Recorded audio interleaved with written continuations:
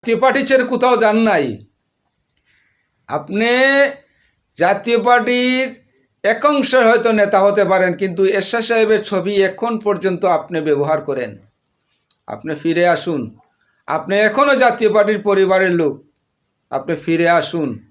আপনাকে আমরা যথাযথভাবে সম্মান করব এবং আমরা আপনাকে বরণ করে নেব।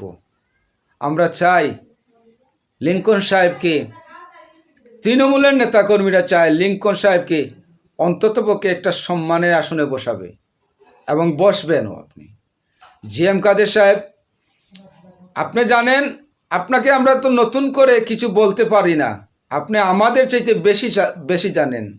বেগম রওশন এরশাদ সম্বন্ধে জানেন, সাদ এরশাদ সম্বন্ধে জানেন, শাহরিয়ার সম্বন্ধে জানেন, জিএম কাদের সম্বন্ধে জানেন, তারপর শরীফা কাদের সম্বন্ধে জানেন। অনেক বিষয় আপনি অনেক কিছু জানেন। আপনি এরশাদ সাহেবের বিশ্বস্ত মানুষ ছিলেন। আপনি ফিরে আসুন। আপনাকে আমরা যথাযথ মূল্যায়ন করব এবং আপনার সাথে আমরা রাজনীতি করতে চাই। আসুন।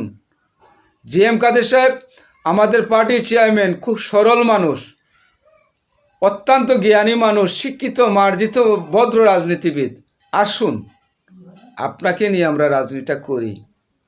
বর্তমান মহাসচিব আপনার মতো একজন জ্ঞানী মানুষ, এই আমাদের পাটোয়ারি সাহেব, ওনার সাথে আপনি জুটি বাঁধতে পারবেন। আসুন, আসেন। আপনি কখন আসবেন আসুন, আমরা আপনাকে বরণ করে নেব। লিঙ্কন সাহেব, আপনি আমাদেরকে অনেক কিছু শিখিয়েছেন, অনেক কিছু জানিয়েছেন। আজকে যখন আমরা পার্টি অফিসে যাই তখন আমাদের কথাগুলো মনে পড়ে। অনেক কথা আপনি আমাকে বলেছিলেন, অনেক কিছু শিখিয়েছিলেন।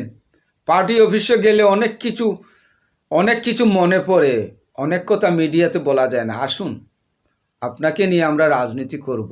খুশির বিষয়।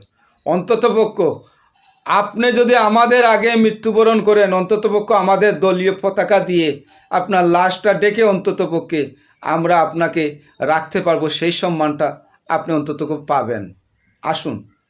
লিঙ্কন সাহেব, আপনাকে আমি ব্যক্তিগতভাবে খুব বেশি ভালোবাসি। আপনার দ্বারা আমার অনেক উপকার হয়েছে, কিন্তু এরশাদ সাহেবের মহব্বতের কাছে আমি হেরে যাই। কারণ আমার পল্লীবন্ধু এরশাদ, তিনি আমাদের পিতা। আমরা ওনাকে ছেড়ে কোথাও যেতে পারি না। আসুন, দয়া করে আসুন, মূলধারা ফিরে আসুন। পার্টির নেতৃত্ব দিন। জিএম কাদের সাহেবের হাতকে শক্তিশালী করুন। আসুন, আপনার মতো নেতা আমাদের প্রয়োজন আছে। আসুন। ধন্যবাদ সবাইকে।